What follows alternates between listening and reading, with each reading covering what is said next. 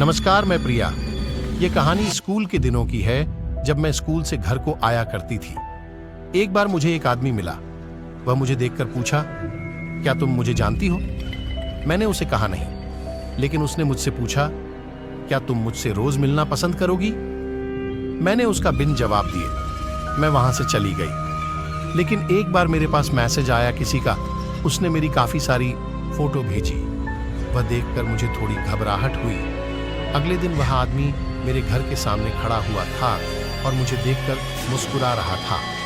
लेकिन जब मैं घर को वापस आए तो मैंने देखा कि मेरे घर का ताला टूटा हुआ था और मेरे मम्मी पापा भी घर पर नहीं थे। मैं जब घर के अंदर गई तो सब बिखरा हुआ था, लेकिन मुझे वहां पर एक गुलाब के फूल में किसी की कटी हुई उंगली मिली। मैं डर से कांप रही थी, मगर रात का समय था। मैं घर पर अकेली थी।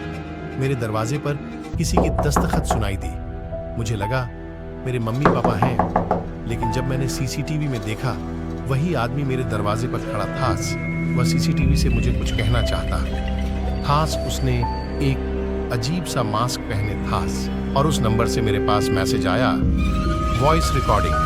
किसी को भी बताने की जरूरत नहीं है, ना तो अच्छा नहीं होगा। वह बात मैं फिर डर के मारे किसी को भी नहीं बताया।